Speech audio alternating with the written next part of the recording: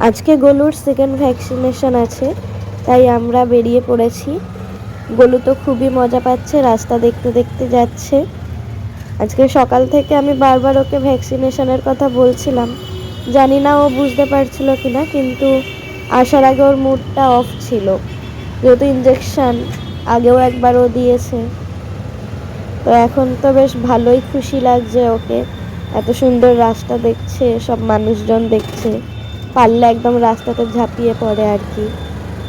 মাঝে মাঝে আবার ভয়ও পাচ্ছিল রাস্তার আওয়াজে, গাড়ির আওয়াজে। তো এখন আমরা বেলগাছিয়া ভেটেরিনারিতে নিয়ে যাচ্ছি ওকে। ওর সেকেন্ড ভ্যাকসিন হবে, তারপরে ওর মোটামুটি 15 দিন পরে অ্যান্টি র্যাবিস ভ্যাকসিনেশনটা হবে। আমরা পৌঁছে গেছি ভেটেরিনারিতে, তো এখন বসে আছি। আমার বাবা ওর কাট করছে এখন।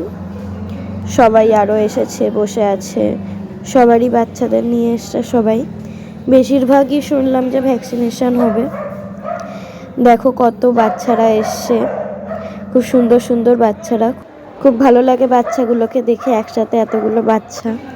আবার আজকে পাখিও দেখলাম, টিয়া পাখি এনেছে একজন। তো আমি এই প্রথম এখানে পাখি দেখলাম, আগে দেখিনি।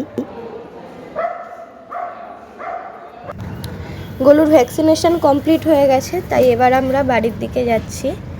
ওর নেক্সট ভ্যাকসিনের ডেট দিয়েছে 2 তারিখে। তো ঠিক আছে, টাটা, সবাই ভালো থাকবে, সুস্থ থাকবে। গলুকে আপনাদের ভালোবাসা এবং আশীর্বাদ দেবেন।